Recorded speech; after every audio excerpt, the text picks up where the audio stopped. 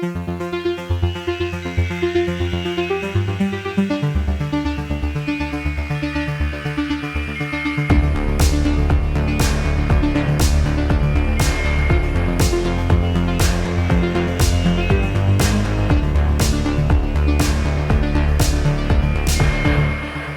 everyone, and welcome to another episode of Every Horror Movie on Netflix, the show where we watch, review, and discuss every horror movie on Netflix. I'm Patrick, and I'm back, as always, with my friends Chris. Hello. Today I'm Chris.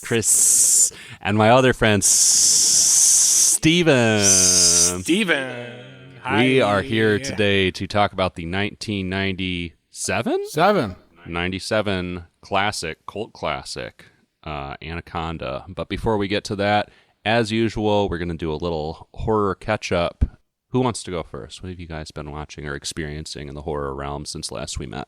I'll go first. I can fire off a couple. A lot of these are shared experiences, so I don't know how we're going to do this, but I saw 2022's The Coffee Table, which I believe Patrick also watched. It's a Spanish film that you kind of can't say what it's about without ruining the hook for it. But I can say that it's the darkest of comedies about a couple with a newborn who are not getting along. And your mileage may vary on whether or not you find this movie entertaining or find it to be a worthy exercise. But yeah, I don't know. Check it out. What was your mileage? I mostly enjoyed it. My complaint on our Discord was that I thought it could have been more stressful because of some weird artistic choices with the music and some other things. But at the end of the day, though, I mean, it's a pretty disposable, bleak exercise. But I did enjoy the bickering between the couple at the beginning as they're looking at this hideous coffee table that the husband wants to bring home. What else? Oh, Patrick, you and I saw winner of Dragula Season 3, Landon Cider, perform at Motor City Pride. I should have put saw or see in air quotes because I could not really see the stage anytime that they were performing. I'm told that it wasn't very horror-centric, but that there was an entertaining Castaway number. Yes. Yeah, I had to stand on top of a wall to see Landon, which I was perfectly willing to do because I loved them on Dragula. I think that was the last season of Dragula that I actually watched, and they were fabulous. A Fab Queen, which I always appreciate seeing that. And their looks were just insanely detailed and creative and inspired on the show. As you said, they didn't really do anything particularly horror-ish at Pride, but they did do one number in costume as Wilson from the Tom Hanks film Castaway, which was extremely funny and impressive. Oh, when you said that, I thought it was going to be Wilson from Home Improvement. Which would be good. It would be big fence. Yeah, and you could wearable fence. Move the fence to reveal things. Turn it side. Yeah, in different directions. Yeah. Maybe even. Was Wilson a fence? I never watched Home Improvement. He's only ever seen from behind a fence. Oh, yeah, he's the next door neighbor that Tim Allen talks to when he needs advice, but everything up to his nose is obscured by the privacy fence. That would be pretty funny and high concept on the exact same level as being Wilson for a drag. All right, well, I'm gonna try out for a drag contest. Yeah, with that. You should. Yeah, you could turn your Zack Snyder's Justice League sandwich board into a fence. And I'll kind of gently lob it to Chris because we also had a shared experience. I took you down to the Whispering Pines Pet Cemetery one night about a month ago. We were having a good time. We were actually having some drinks before Patrick's wedding. Mm-hmm. Burying the lead. Patrick got married since we last talked. So see, we're putting our time to good use with our reduced output for Amon. We're doing life things. So Patrick got married. He had a rehearsal dinner. We were wait until you see who gets married next month. Yeah.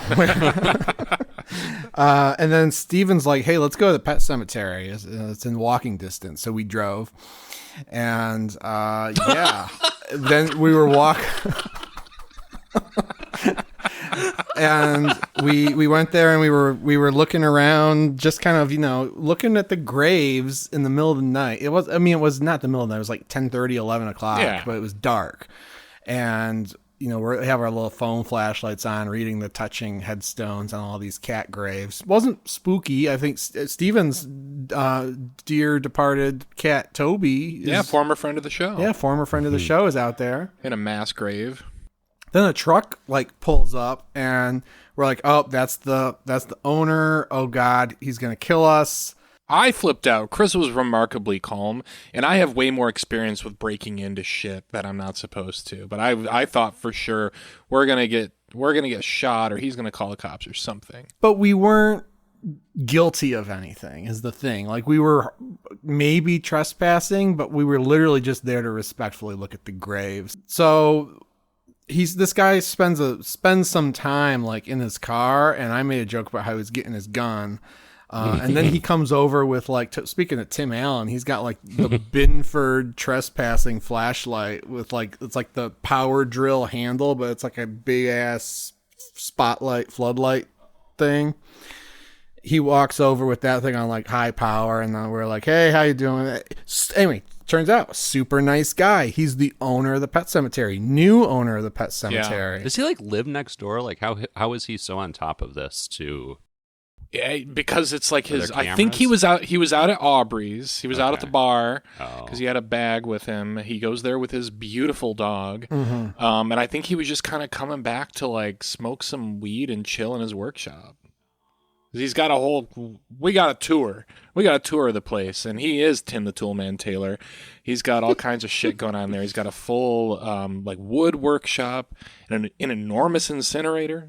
I didn't realize that they actually did that on site at the cemetery. Yeah, I mean, well, think about how big a pizza oven is, and that's how hot. I mean, that you need a lot more power in an incinerator to turn something as big as a dog into ash, to turn bones to dust, turn bones to dust, like something else we could mention, but we'll save that for the spoiler room. Yeah, anyway, but really cool guy, but certainly a little bit of an offbeat fellow. He kept saying things about I don't like people very much, and talking about how he was in the Army or the Marines. He was a Marine, and talking about how he used to be a private investigator. Because I was like, yeah, hope we didn't, give you a spook out here after hours. He's like, you can't spook me. I was a Marine. I was a private investigator. All that stuff. Anyway, he gave us a tour. He was super charming, super friendly. Not sure I would want to hang out with him.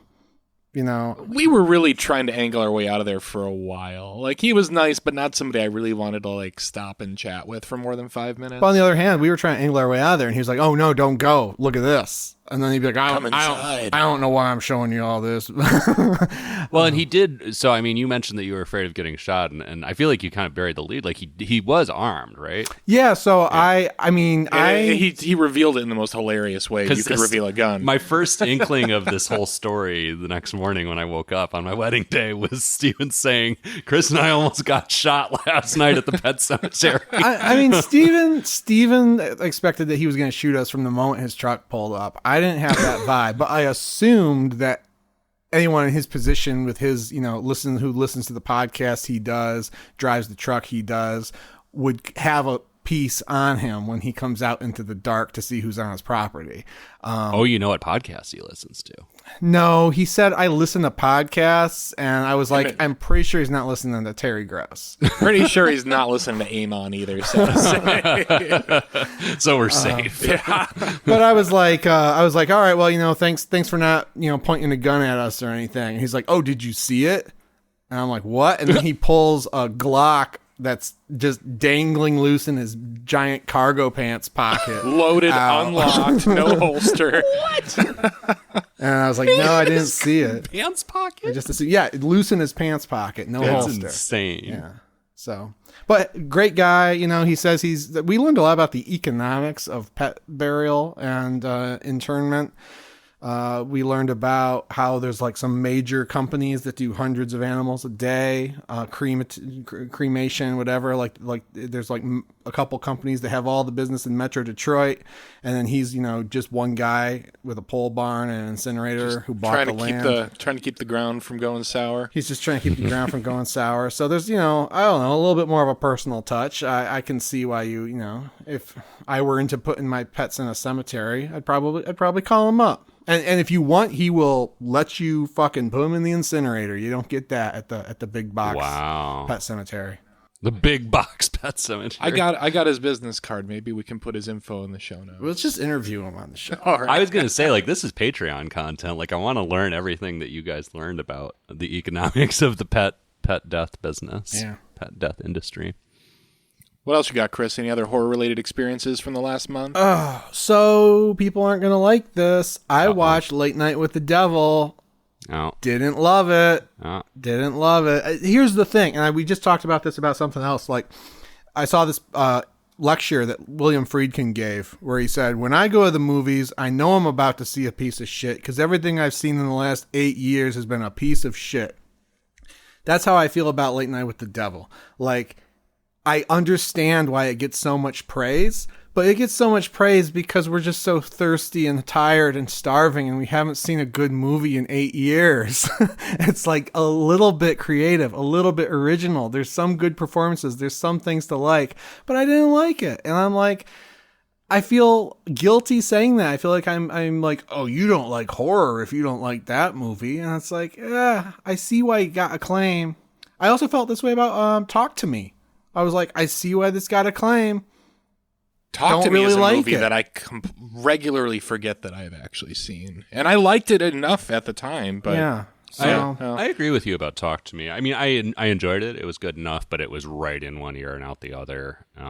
I don't agree with William Friedkin, though. I think that's just a cynical old bastard way, especially if you're going into a movie and just saying, I know this is going to be a piece of shit. Like, I mean... You're not setting yourself up for success. No, listen. Not every movie can be Father of Mort. All right, we get it. We get it, Billy. We get it. Hey, I want to like all these movies, and I was excited to see this movie, and the conceit sounded interesting to me, and people really talked it up, and yeah, I don't know. Didn't That's like okay. it. You're still a horror fan. Yeah, that's all okay. Right. And then I feel good. I don't want to rain on people's parade, and I'm not saying anyone's wrong if especially they liked not in it. Pride Month. You better stay away from my fucking parades. No, I hear you. Like for me, it's a movie that like I was so excited about for like a couple of weeks after I saw it. I was lucky enough to see it in the theater, which I think heightened the experience. But then I watched it again on streaming, and I thought, this is a good movie. It is not great. It felt great when I saw it because there's been such a dearth of horror movies that have been clicking with me lately. So yeah. So I'm not going to argue with you there. I'm sure it's better than Blumhouse's Truth or Dare or Night Swim or whatever the fuck. It's better than fucking Night Swim, I can tell you that. But I guess if I had one main criticism, it's that so much of it is a slow burn where which is fine. Where it's like, okay, we're going to make this movie somewhat deliberately slow paced and boring, and then there's going to be a horrifying payoff. And it was getting a little spooky, but then at the horrifying payoff, I thought they undercut themselves by like not keeping it super scary and making some stupid throwaway laugh lines when it mattered most, and kind of pissed me off. But hey, good for them. I hope they make another half found footage movie someday. It's better. Maybe they can have AI make one for them. Well, they're halfway there. Oh, Patrick, did you update us? I forget. No. All right. Well, what have you been up to besides getting married? The biggest horror of it all.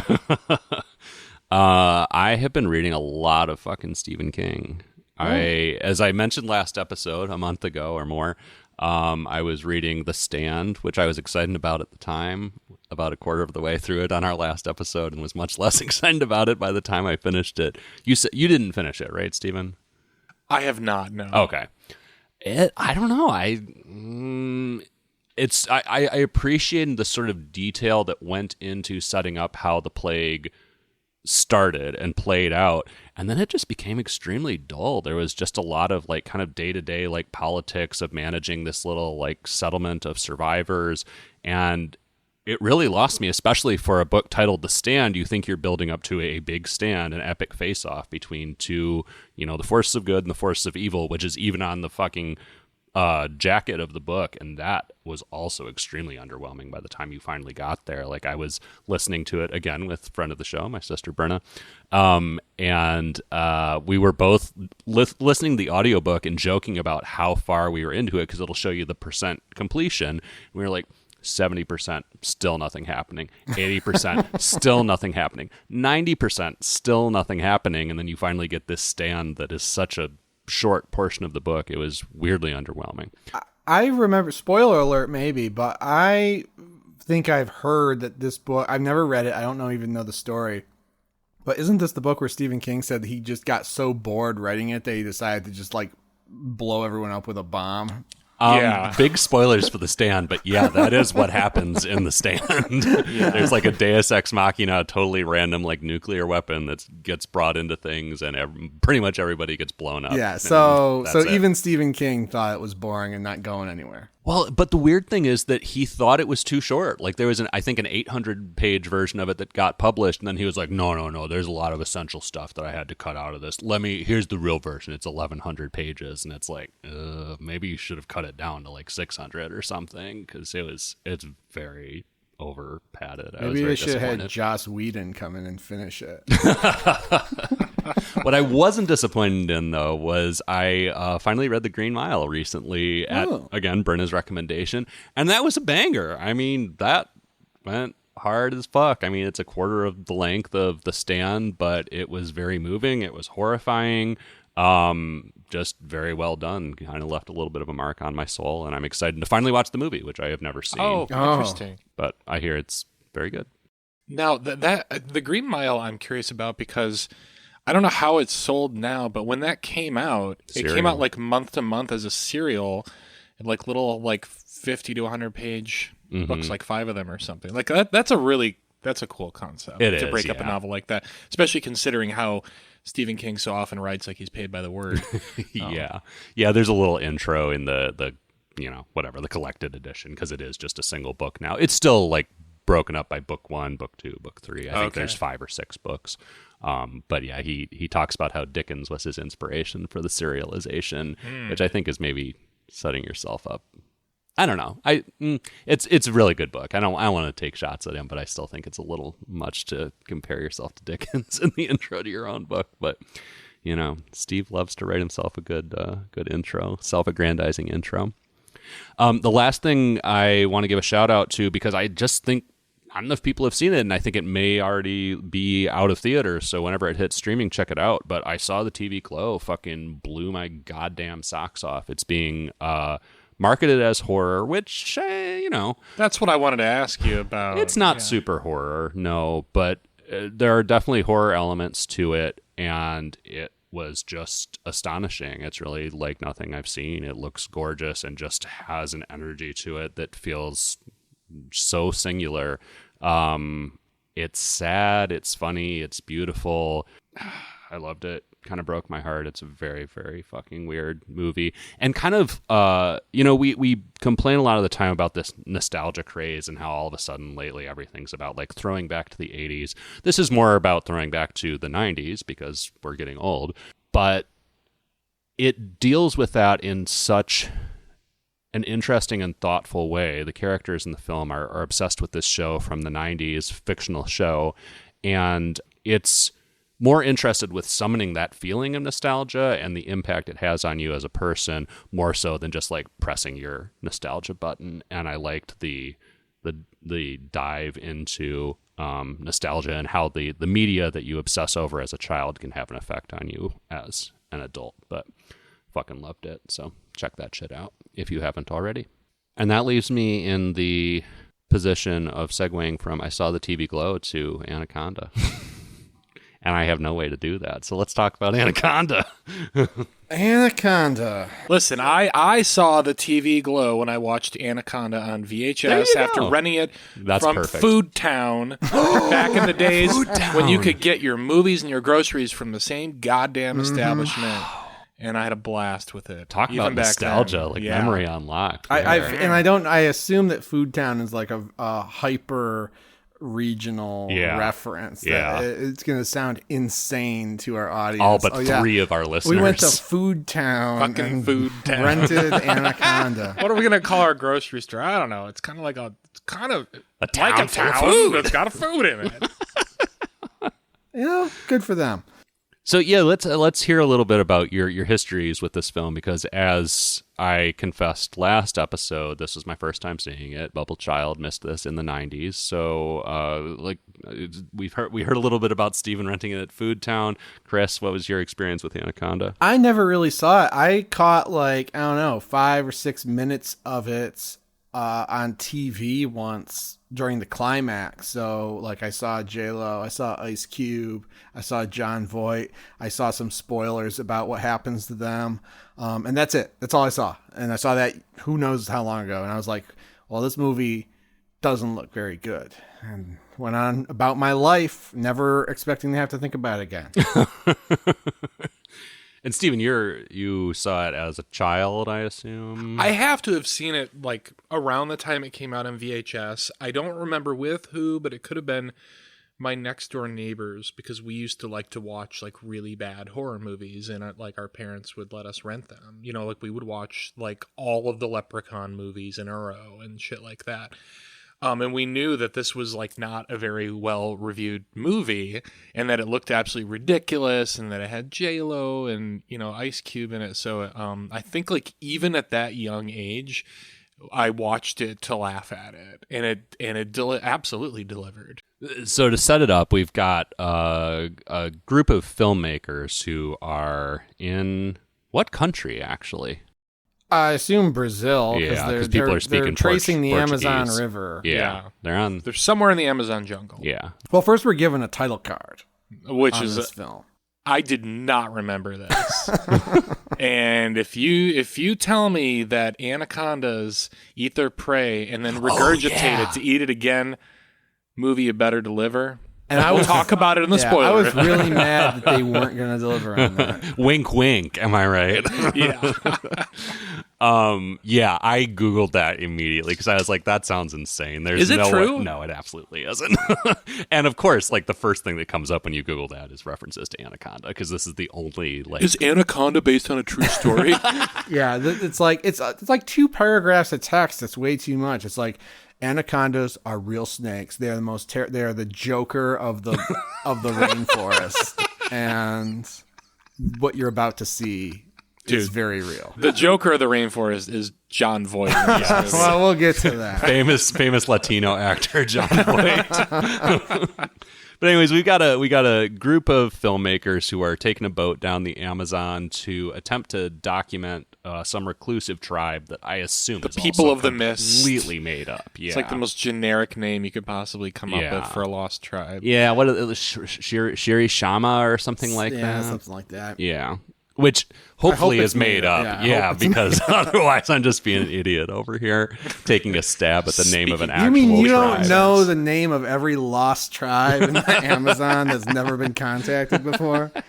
Fucking racist. But it's got big Cannibal Holocaust. No, the Fitzcarraldo, the Werner Herzog movie. But no, it's there's a Destroyer lyric. It wasn't the movie, it was the making of Fitzcarraldo. So this feels like the Burden of Dreams, where they're trying to shoot the movie Fitzcarraldo in the rainforest, and they're this tribe comes out of nowhere and starts assassinating people, or at least firing arrows at them, and there's all these deadly threats of snakes and things like that. Well, there's no tribe to be seen in this film. That's until true. Rather late in the game. But they're going down the river. We got literally, I think, one of the most 90s casts that we've seen on this show, other than I Know What You Did Last Summer. We got J-Lo, we got Ice Cube, we got John Voight, we got Owen Wilson, baby Owen Wilson. Eric Stoltz. Yeah, we've got the guy who... David Hyde. Yep. From Titanic, Jumanji, and what's the other thing he was fucking in? Another 90s staple that's escaping me right now. But what a cast.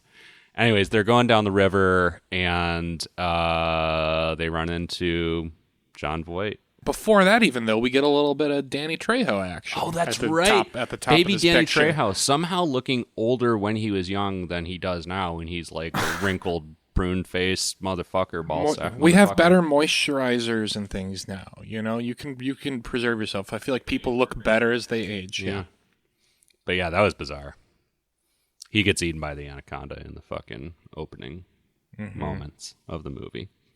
And you've got some Evil Dead shit where the anaconda's approach is signaled by like a POV shot that's Got a lot of snake shaking and snaking and Dutch angling through the water. For a movie called Anaconda, they do a lot of work to not show you the anaconda because it looks so bad. Agree to disagree. Let's get this out of the way right now because I also agree to disagree. Okay. You thought the anaconda looked great. I didn't think it looked great. I thought it looked like shit when I saw it when I was a kid.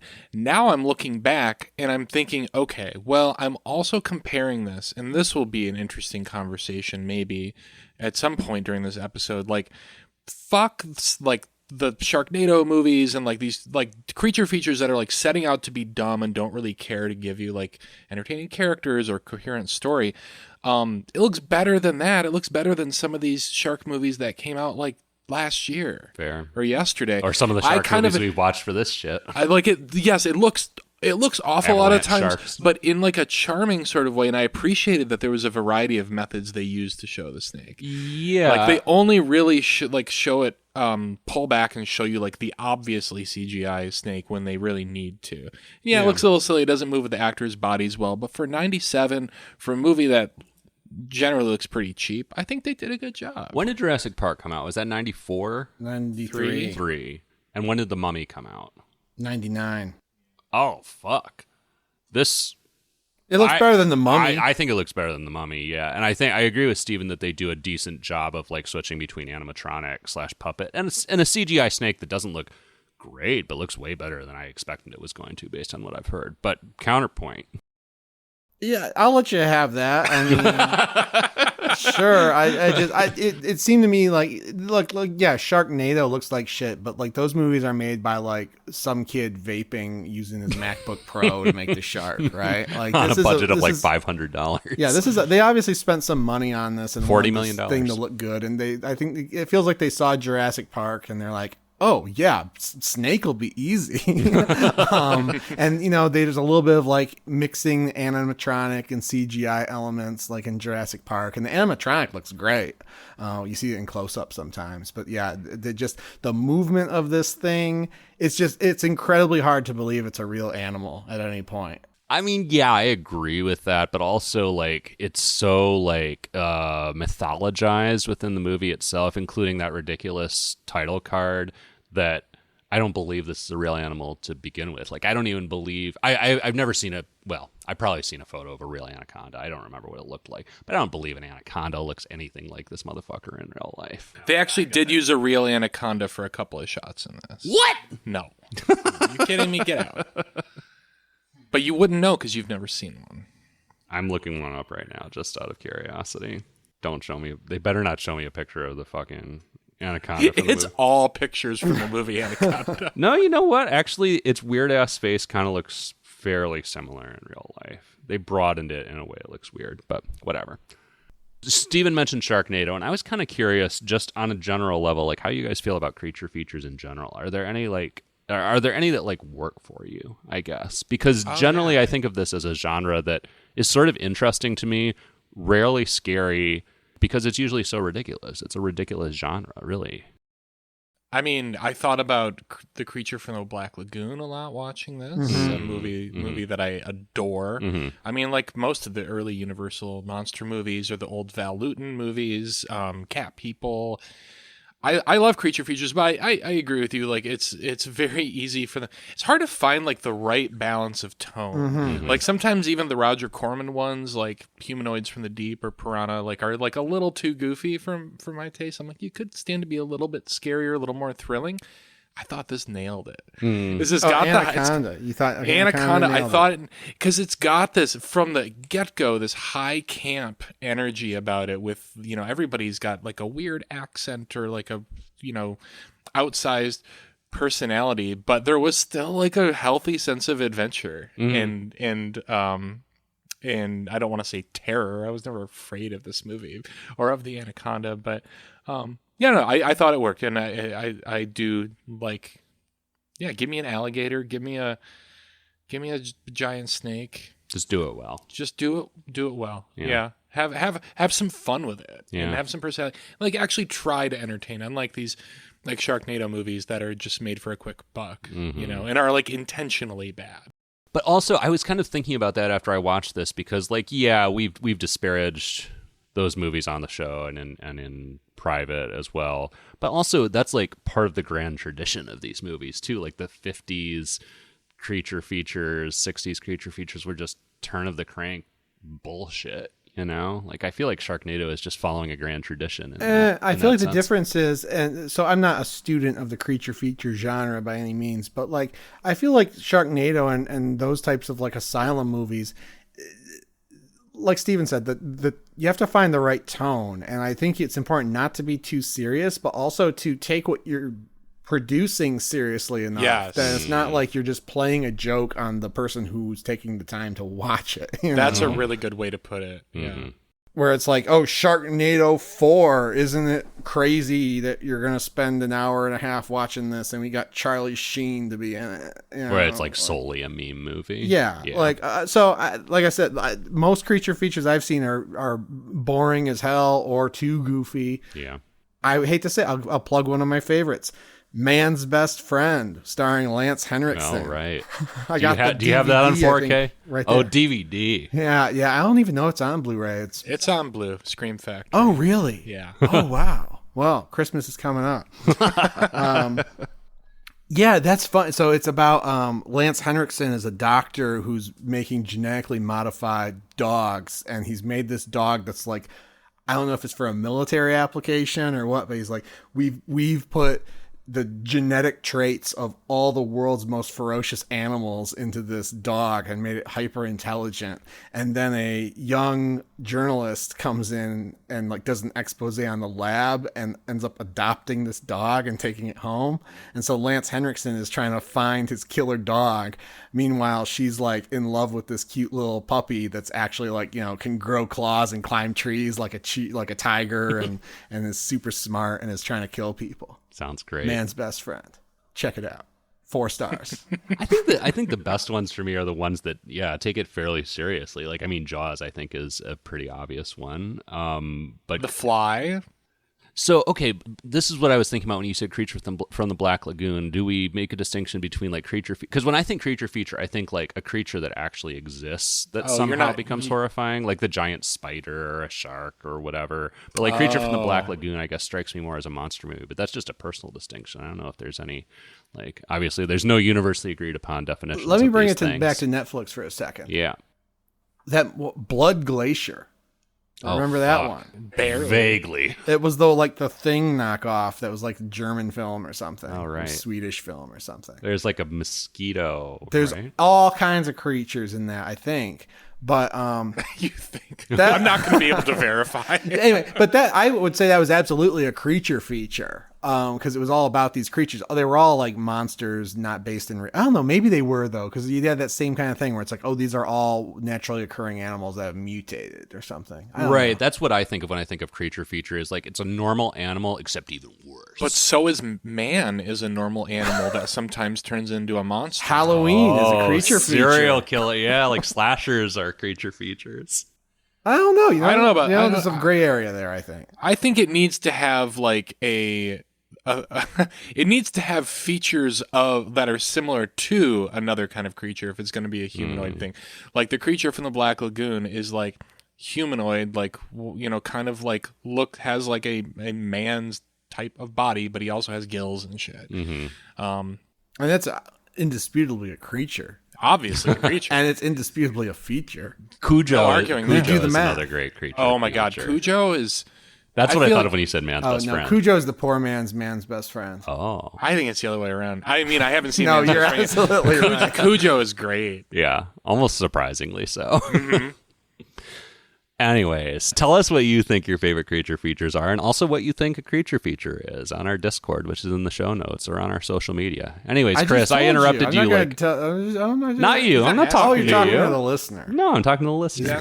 He's asking the creatures listening. Breaking the fourth wall, as they say. Yeah, exactly. Like Malcolm.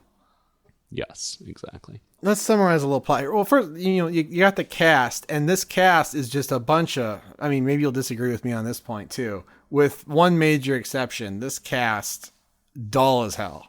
Oh, you mean like the characters? The characters. Yeah. The cast it's is like Circle. It's like Circle. Only they have, at least in Circle, they have, well, no, it's like that. They have one trait. You right? got the black guy, you got the posh English guy, you got the, I don't know, what else do you have? You got the young lovers. The young lovers. You got the scholar. Then you got J-Lo. And it's not just the black guy. It's, J-Lo, a classic archetype. well, it's not just the black guy either. It's Ice Cube, because the first thing he says is... Oh, he is playing Ice Cube. yeah, they're like, what's up, man? And he's like, today is a good day. Like, it's his first line in the movie. My mind. I didn't even notice that. Because I didn't understand that reference when I was like 9 or 10 or whenever I saw this. I could not believe that's how he introduced himself. That's insane. There actually might be a second "It Was a Good Day" reference, or maybe just Ice Cube reference in general. I gotta figure out. Wait, okay, what is "Never Touch a Black Man's Radio" from? Because I was anticipating that line being in this movie because he makes a big deal out of. That's from Rush Hour. Oh, that's right. But I was anticipating it being in this movie because he makes a big deal out of what's his name? David Hyde, I think, fucking with his radio. And I was like, oh, this is the movie that must be from, but no, it's not. Well, all right, so there's the part it would where... fit right in, though. There's the part where John Voight, they will eventually meet John Voight. John Voight kills a wild boar, and he's like, this is food for 3 weeks. And Ice Cube is like, food. And that's, it was a good day. Mama cooked a breakfast with no hog. Because I think Ice Cube had converted to Islam, or maybe still is Muslim. What? And Whoa. did not eat pork.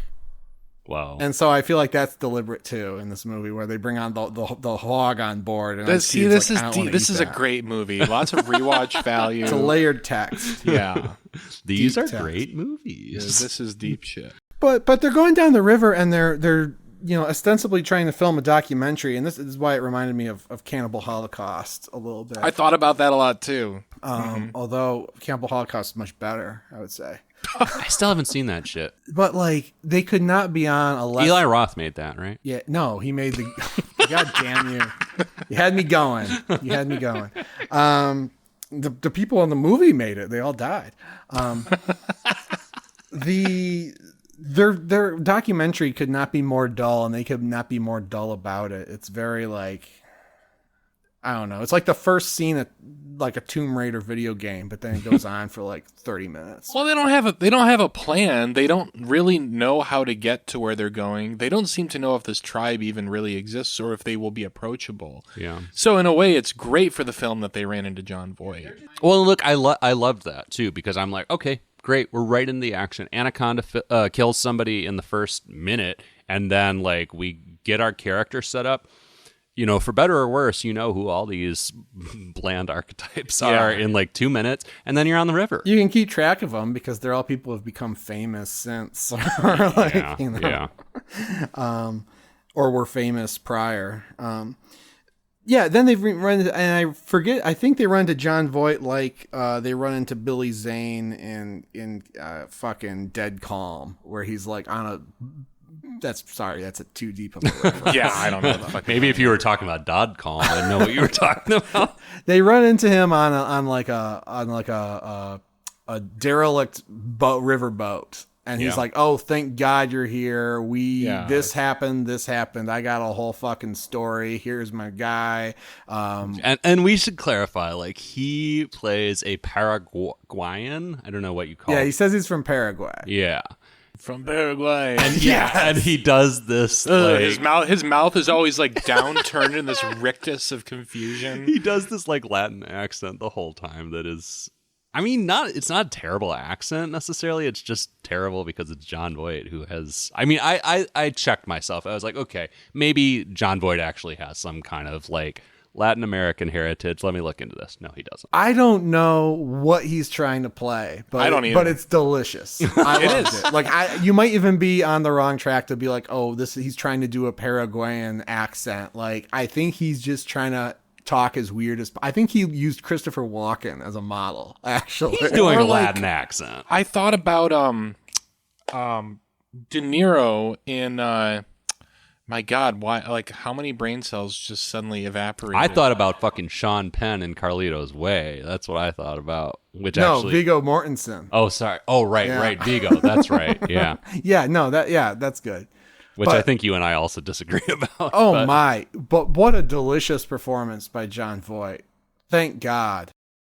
Thank God. Thank he's God great. he's in this movie. He's having fun. He's camping it up. Yeah. This is this is where we talk about tone. Like the tone of this movie I thought was just so fucking dull, and I was like, this movie needs to like pick a lane if it's gonna be like a serious fucking thriller or it's gonna be campy, and it didn't pick a lane, I don't think, for most of the movie. Jon Voight picked his lane. Jon Voight is doing what Uma Thurman did in Batman and Robin, where he's the only one who got it, and it's like, this is what we're gonna do with this material. I could see that. I see him going for broke more than the others in the same way that Uma does in Batman and Robin. I think the movie, like Batman and Robin, knows what it's doing more than the rest of the actors do. I think the rest of the actors, like George Clooney and whoever else in Batman and Robin, think they're doing something a little more serious, but I think the movie is not trying to be as serious as everybody else is trying to make it. Yeah, I mean, everyone else on the cast is just playing it way too straight. Yeah. And like I said, they don't have a lot of character. And this guy...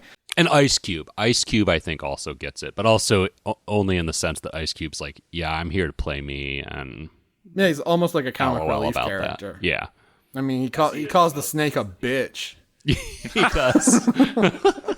Which, to be fair, I was thinking of Cape Fear. That's the De Niro performance I was thinking of that reminded me a bit of our guy. That was what leapt to mind when you said that, and then I was thinking you were talking about accent, and I was like, he doesn't... Well, no, I guess he does a really exaggerated Southern accent in that. Yeah. Yeah, it's pretty wild. But he's so cool. Jon Voight. Yeah, cool. Great politics, that Jon Voight. Oh, well, listen, we can get into his patriotism later, but... He's so creepy in this. I loved it. I was legitimately like rooting for Jon Voight for most of this movie. What? Yeah, I get that. I totally get that. Because he had an interesting so Jon Voight... All right. Back to the plot. Villain. He's the villain for sure. The snake is not the villain. The snake's just trying to live. Is he the villain, He is the villain. And I was thinking so. about that too, because since there's so little snake in this movie, I was like, wouldn't this be interesting if they were just on this boat together? It was more of a thriller, and there's this crazy guy who's leading up the river because he wants to catch a giant snake, and they all think he's fucking crazy, and then they find the lost kingdom, and there's a giant fucking snake there.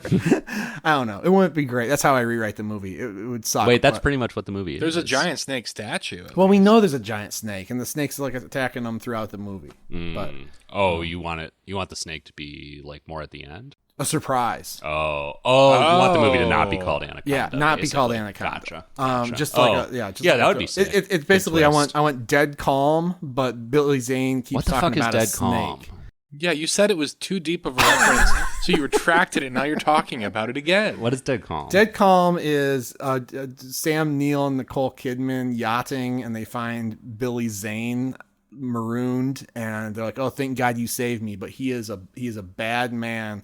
It has one of the most. Oh, isn't that a remake of Ripley? Talented Mr. Ripley? No, this came out in like 90. This came out in like 89. No, but that story goes back to like the 50s or something. No, Talented Mr. Ripley is something totally different.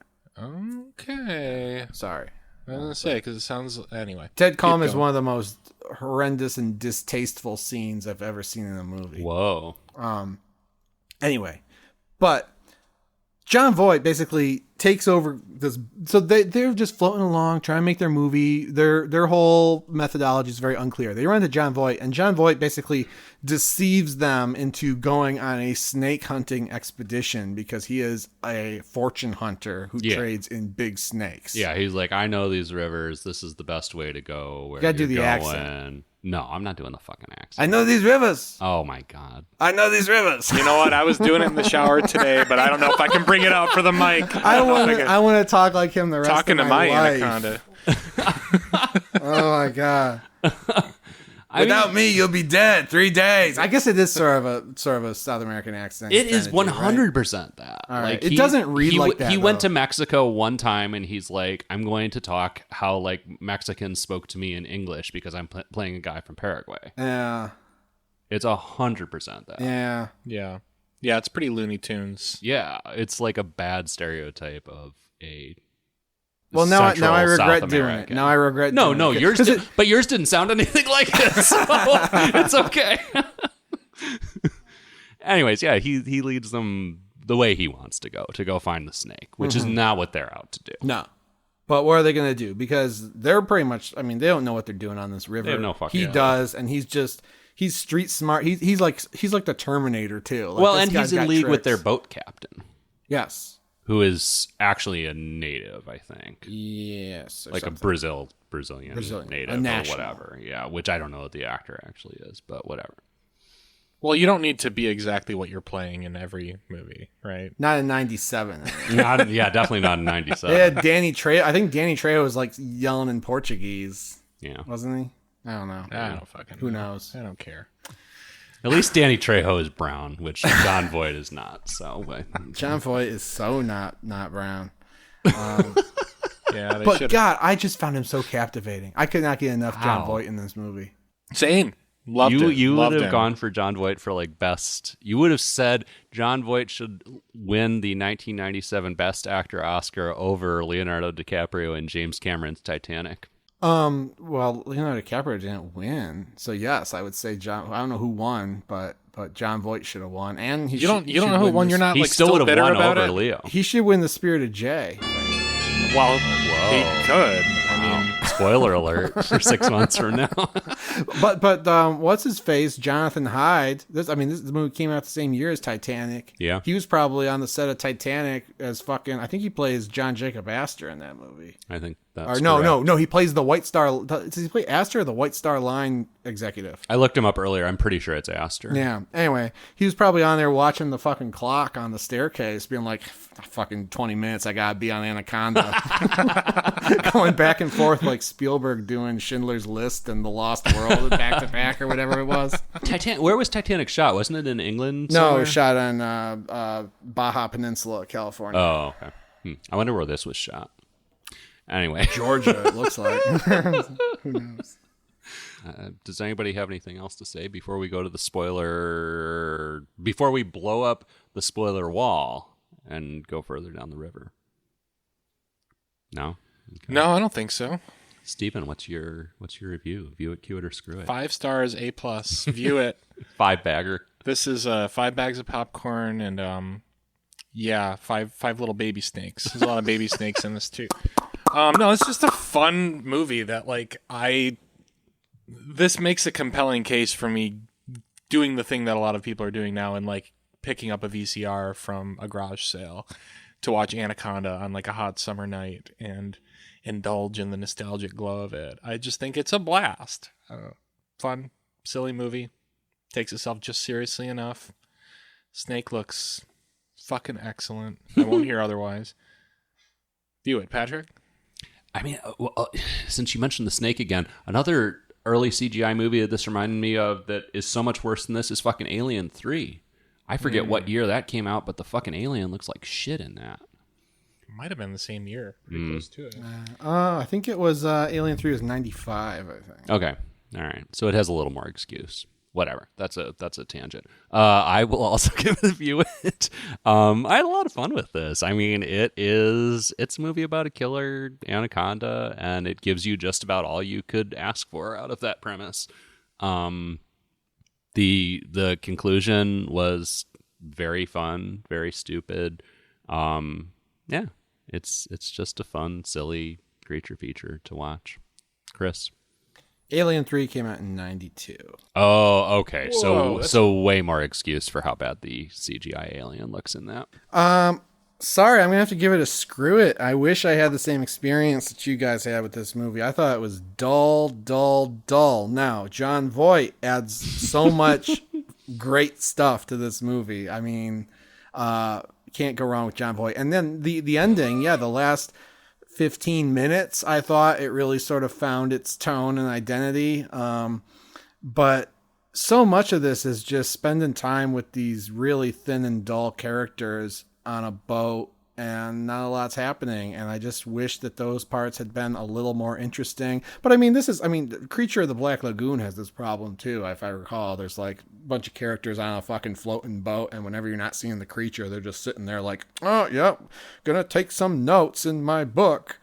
Oh yeah, you totally. know, so not specific to this movie, but no, I wish it had been either more fun or better as a serious movie. And it was just kind of in that messy middle that we've seen so many movies fall into before.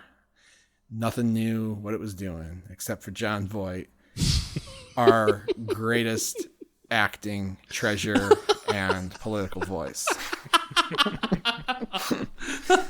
So screw it. I could see it taxing my attention a little more if it lasted like a minute longer than it does, but it's under an hour and a half, which, I always just love barely when that under happens. the wire. Yeah.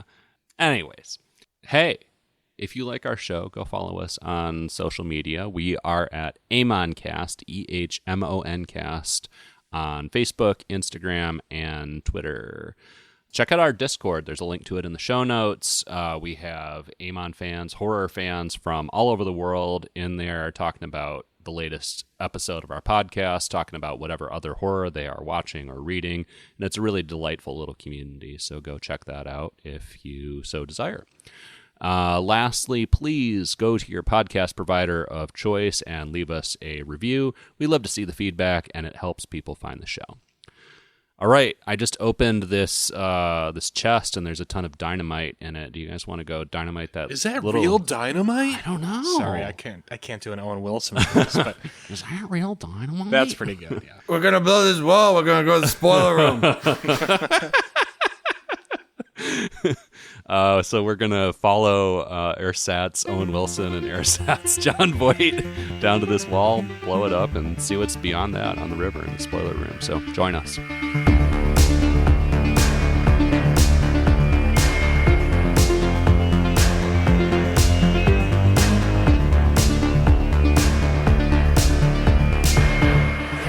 Deranged video that he put out. He puts a video out like every month. Oh, really? Where he's like, Americans, this is the most important election. I'm so glad we have a strong, noble leader like Donald John Trump. And they're boring as hell. He should use the character from Anaconda to do the voice. Him up. Should be like, look, man, without Donald Trump, this country won't last 2 months. Bring it back in. Let's bring it in. Welcome back. We opened up that treasure chest, and sure enough, real dynamite in the box. We blew up the fucking wall, and we have continued on down the river. Wow. And we're in the spoiler room. We're in the spoiler room, exactly.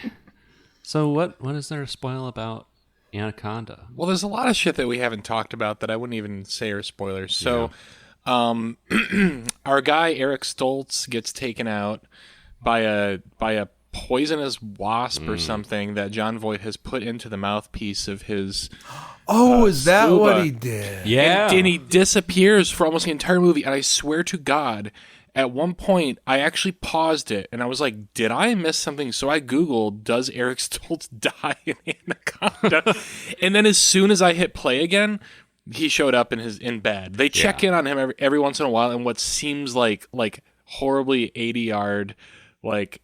You jumped the gun, man, because, like, Jon Voight fucking tracheotomies him, and then he's like, he's gonna be all right. Yeah, he does the classic like ballpoint pen tracheotomy thing, and he just lies in bed and like watches better movies while everything else is happening. Yeah, he's very out of commission for this. But yeah, it is revealed much later in the film that Jon Voight set him up, and so he put a wasp in like the scuba suit, because I was trying to figure out how exactly that happened. I thought he said he engineered everything except the wasp. No, he definitely confesses to the wasp, because I forget who it is. It's like, what? Like their jaw drops when he's like, where do you think the wasp came from? See, he's a genius.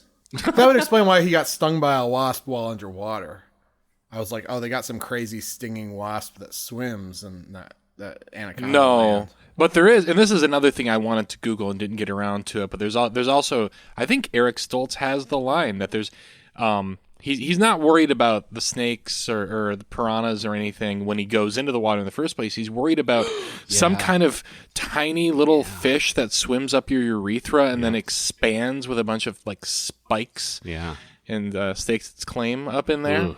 I don't know if that's a real thing or not. I don't either, but that definitely got to me. It was one of only two things in this movie that actually like made me shudder a little, and the other was the wasp being in Eric Stoltz's mouth, because and I think like the Silence of the Lambs ruined me for this, but that scene where they pull the moth out of the dead girl's mouth just always fucks me up, and I think it just like triggered memories of that when they're like yanking this giant wasp out of his mouth.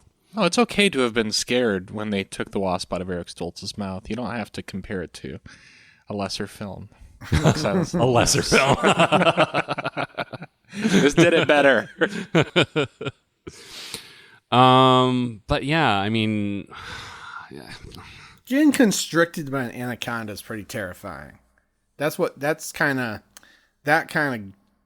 gave me the heebie-jeebies. Oh my God, when it's just like killing a puma for fun at the beginning of the movie too, and it squeezes its eyeball out. Mm-hmm. That was hilarious. That was a pretty well done it's sequence. A PG-13 movie. So, is it really? Oh, so interesting. I actually disagreed. I was watching that and I was like, this is just like chaos filmmaking. This is like when you're trying to communicate something and you don't know how to, so you're just like shaking your camera everywhere and showing really chaotic shots of like panther, snake, and then dead panther. Okay, I get it.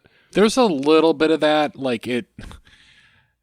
This was weird, but like some of the shots are in black and white, as like I think we're supposed to like feel that the panther is losing its breath or its consciousness or something. There's like random shots of black and white in that sequence where they're going back and forth with each other. I did not notice it's that. probably cut down to avoid the R rating. Probably, yeah. It's like when Kill Bill, when everything goes black and white. But I thought it was cool. I like that the snake kind of gets its own little Kill Bill, introductory. famous PG-13 film. Well, it was going to be an NC-17. Oh. But they were like, all right, we'll have the part where she slashes 80 guys be black and white. Whoa. Did they really do that to avoid an NC-17? Yes. I didn't know that. Huh. That's interesting. Yeah. So anyways, we covered the panther death scene. We got the panther, we got the wasp. What are some of the other kills in this? Owen Wilson.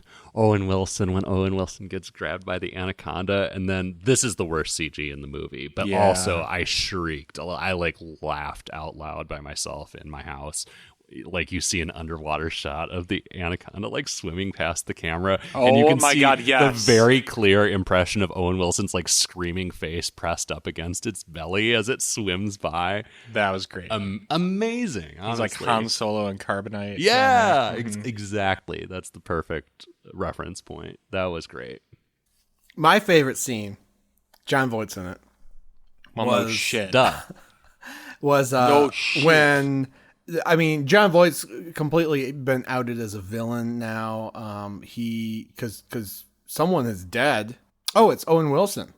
Yeah, Owen Wilson is like the first of the main cast to die. And John Voight's like, listen, like, look at me. I am the captain now. Yeah. And then J-Lo goes and visits him in the little pilot house of the boat. Yes, tries to do a little seduction act on him. She's coming on to him. Yeah. And you know that she's got ulterior motives, but he seems to be falling for it. And he's like, it's been so long since I had a woman. Only snakes for many years.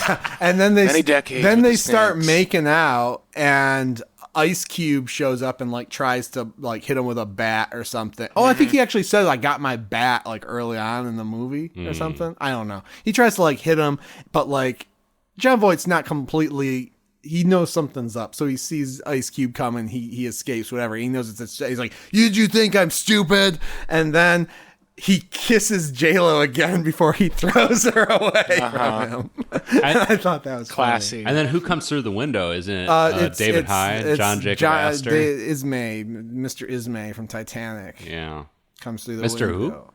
Ismay. It's The Jonathan White Star, Hyde, White right? Star Line. Jonathan Hyde. Yeah, Mr. because you're thinking Hyde. of David Hyde Pierce, I am, yeah. which I also thought of a lot during this movie. Yeah, but- actually, no, that is exactly who I'm thinking of.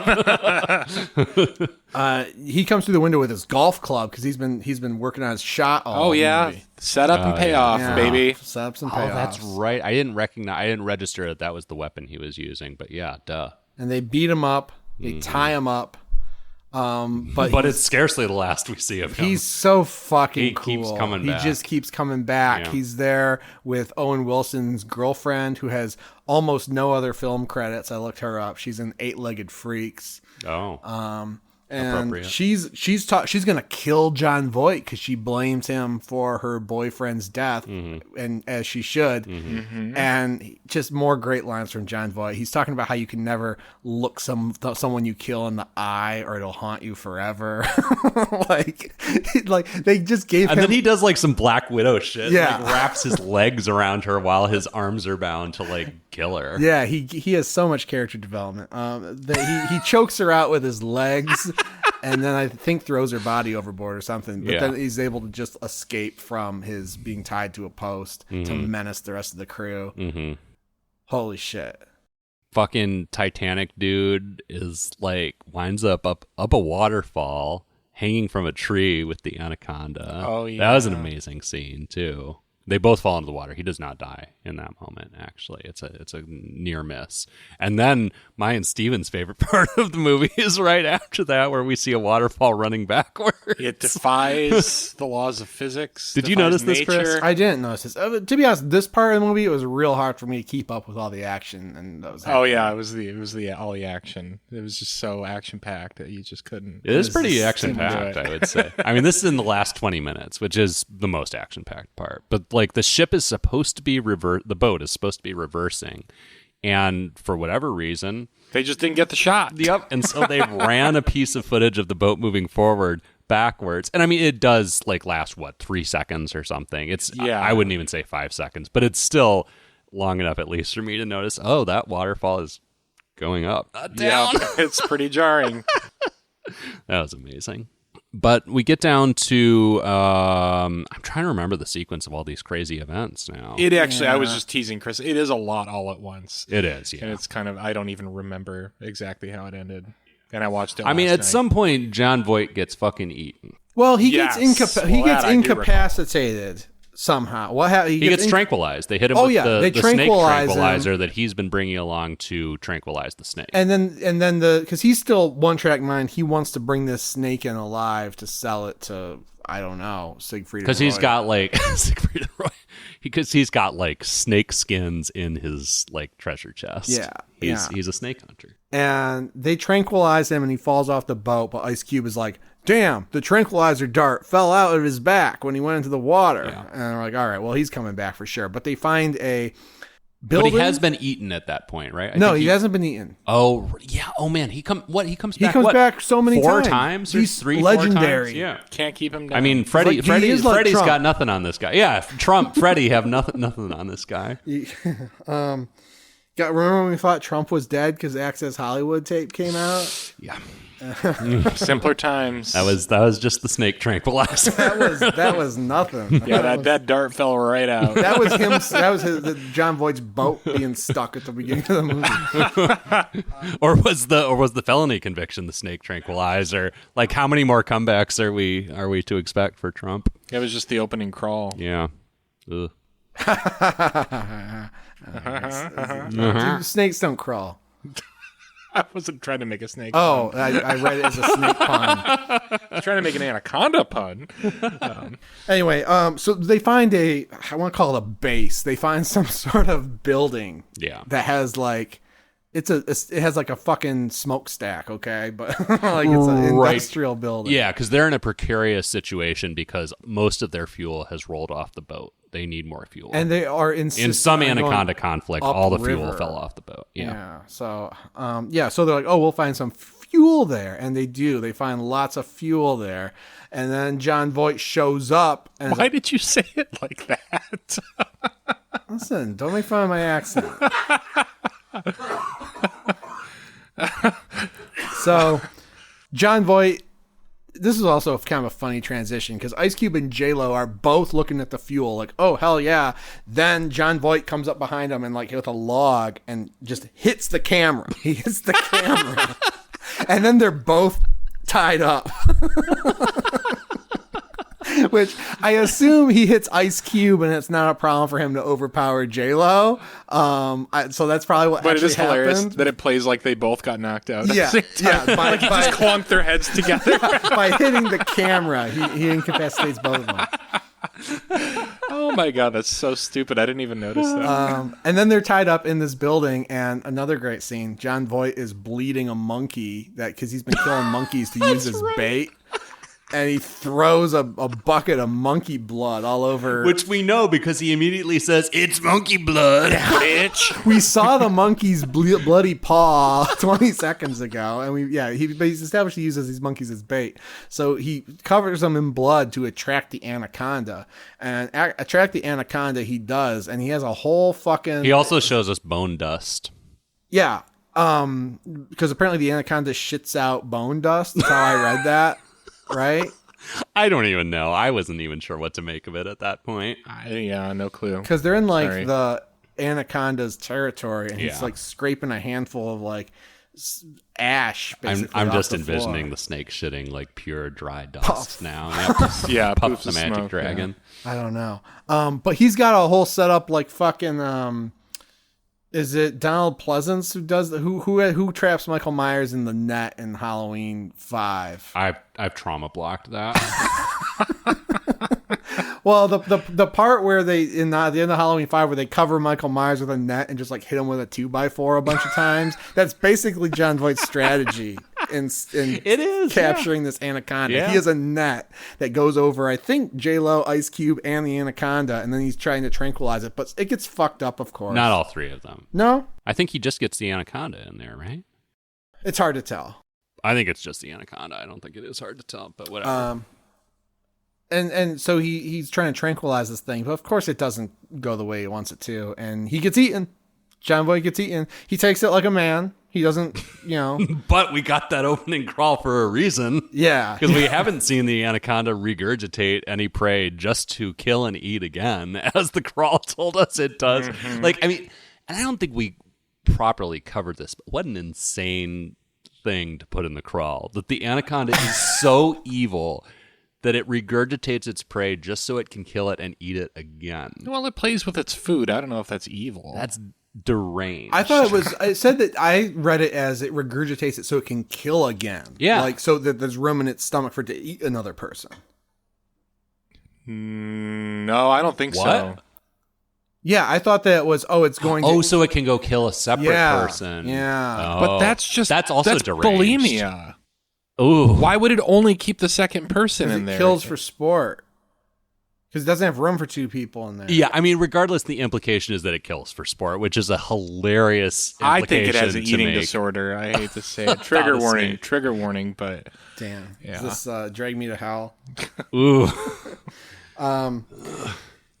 Yeah, so, and you know what? I was so happy because I was like, I need John Voight to come back and keep fighting this thing after he gets For eaten. the second time. And I guess they thought that would push our imaginations, that would push our disbelief too far if they had him come back and still be okay. So, because he has been constricted at this point, he's pretty well dead. Yeah. But he does get regurgitated, and he is still with it a little bit. Enough to wink. Yeah, he winks at J-Lo.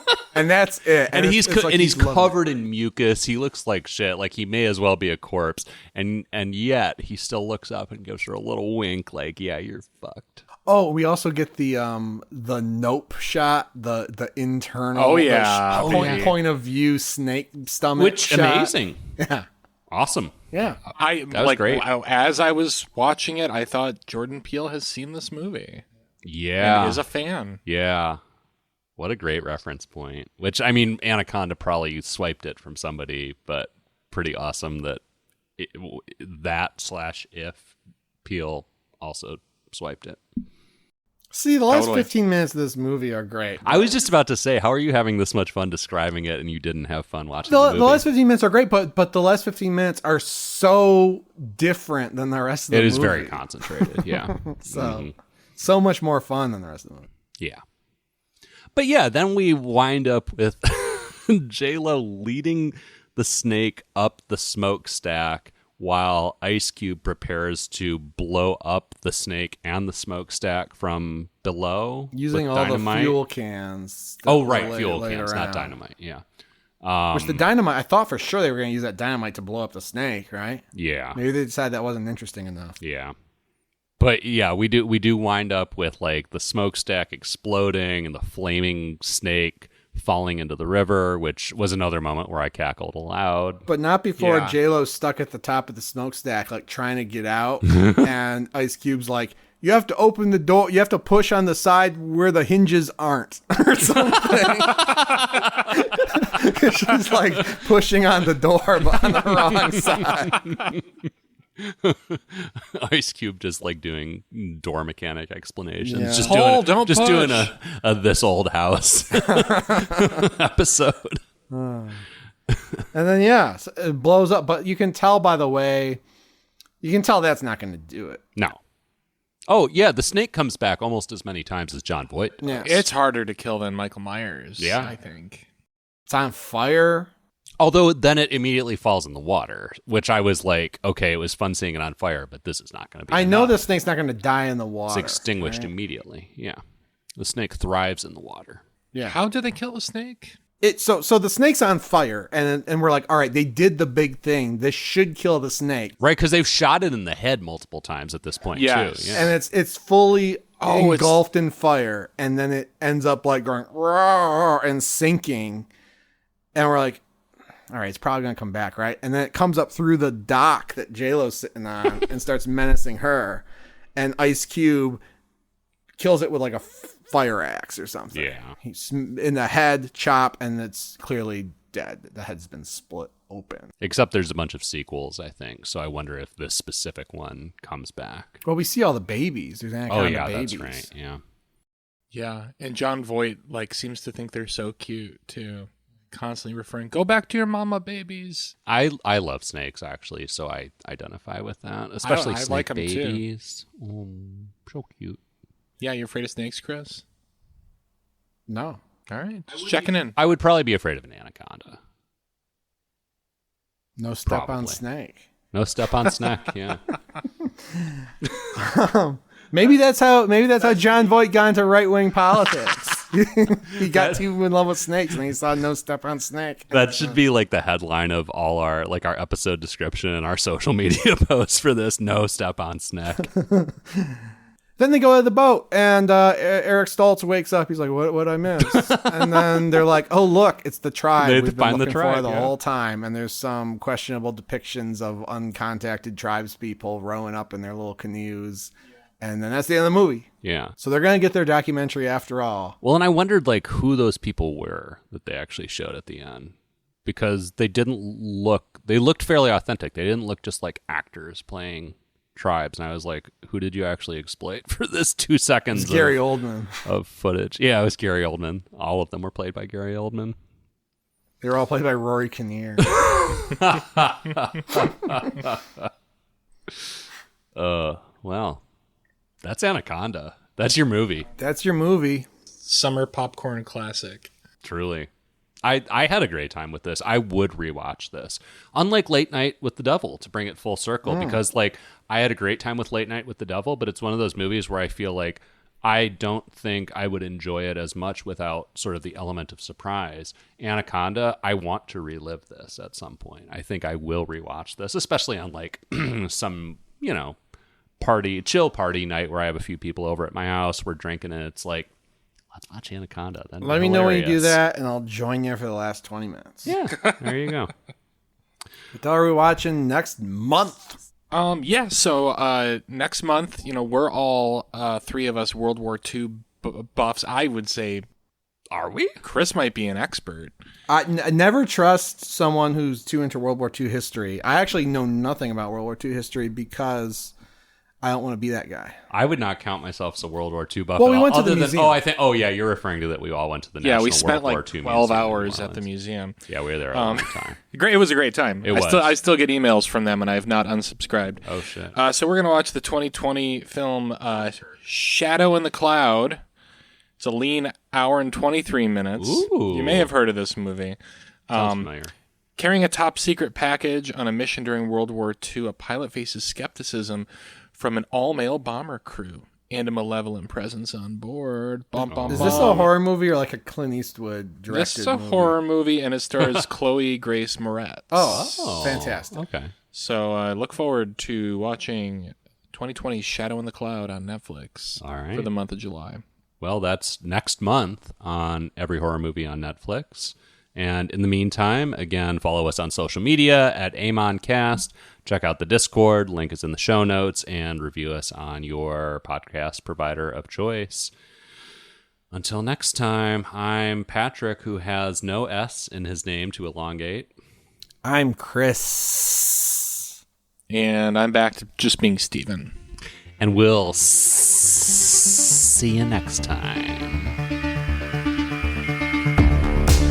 Did they ever attack Obama's home or Clinton's? And why not? Because President Trump knows that the swamp are all lies, and he once drowned them. And they're all afraid you will see the truths. Wake up, America. See this lie.